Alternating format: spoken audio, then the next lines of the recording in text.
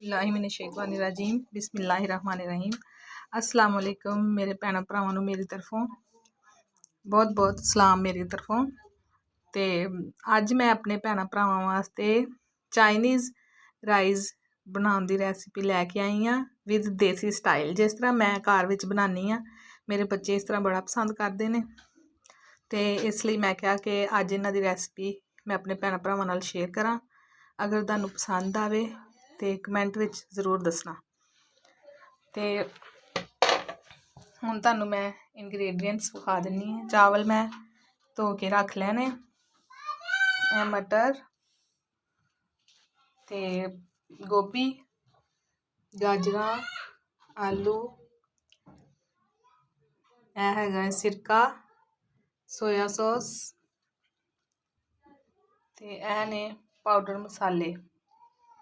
ते यह अंडा मैं फैंट के रख लिया है, जिहड़ा मैं बाद विच फ्राई करके इहदे विच पावांगी।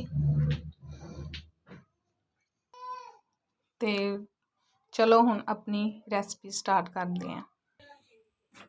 घी मैं कढ़ाई विच पा के रख लिया है, ते इहदे विच हुण असीं अपनियां सब्जियां पावांगे फ्राई करन वास्ते।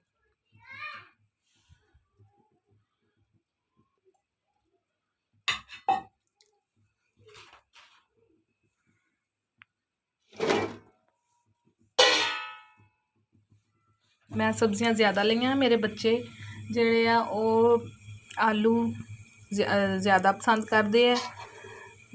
वैसे तो ये सब्जी पुलाव ही है, लेकिन बन ज़रा वो दो चीज़ां चाइनीज़ स्टाइल नाल गया है।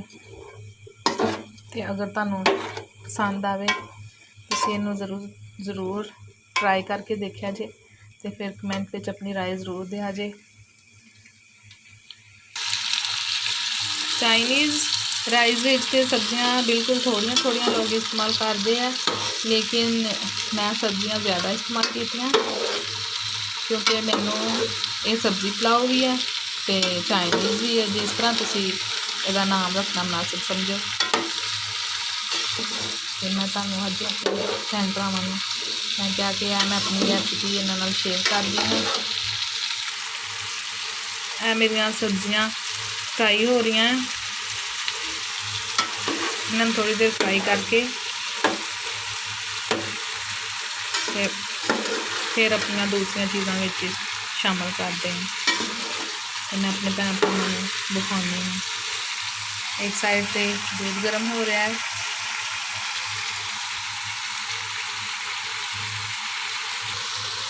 ਇਹ वाले चावल ਜਿਹੜੇ ने बच्चे बहुत शौक नाल खाते हैं।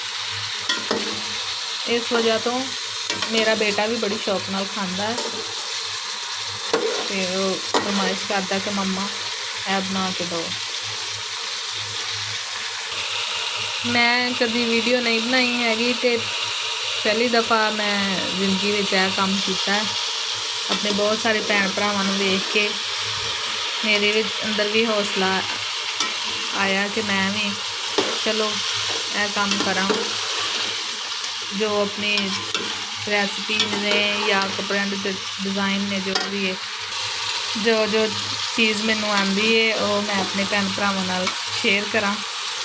मैनू भी ये शौक है कि तुसी जरूर मेरियां चीज़ां देख के फिर उन्होंने अपने कमेंट में जरूर दसिया जे, मेरी हौसला अफजाई करिया जे कि मैं आइंदा वीडियो बनावां या ना बनावां।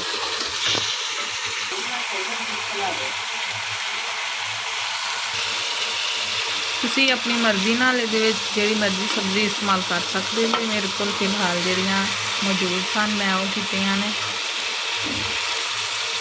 ते इन्हां विच जो मर्जी जिहड़ी मर्जी सब्जी इस्तेमाल करो। मैं सोया सॉस 4 चम्मच,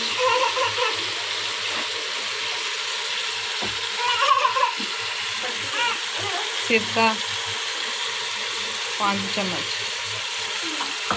इनू हुण असीं मिक्स कर लेंगे।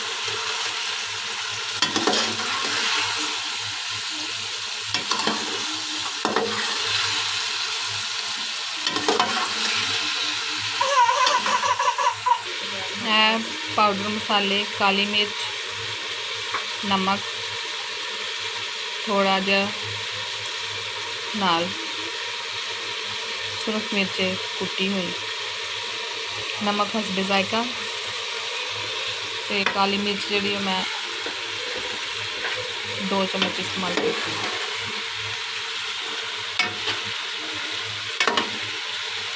ਕਿਉਂਕਿ ਇਹਦੇ ਵਿੱਚ ਕਾਲੀ ਮਿਰਚ ਇਸਤੇਮਾਲ ਹੁੰਦੀ ਹੈ ਜ਼ਿਆਦਾ।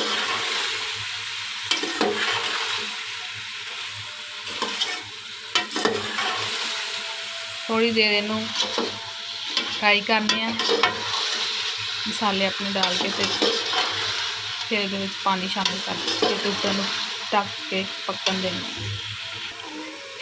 सब्जियां असी 10 मिनट वास्ते फ्राई कर लिया है तो हुण मैं इहदे विच पानी शामिल कर दी।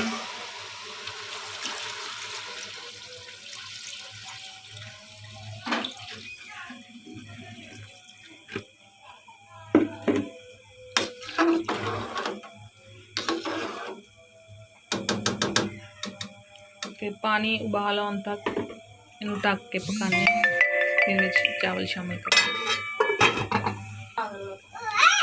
पानी नू उबाल आ गया है तो हुण इहदे विच चावल शामिल कर।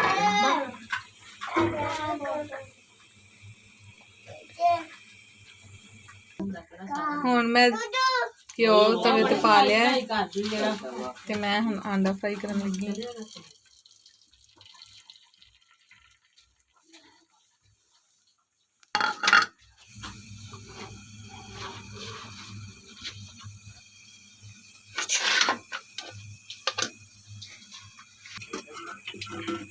अंडा फ्राई होंदा है तो फिर इनू तोड़ के चावलों में शामिल करके फिर तुहानू फाइनल लुक दिखाने।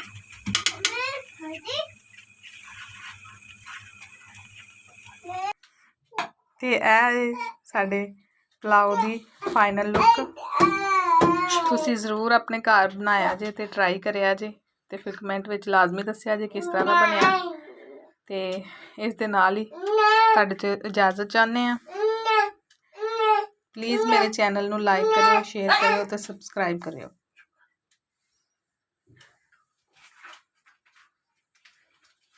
अच्छा, मेरी तरफों अल्लाह हाफिज़।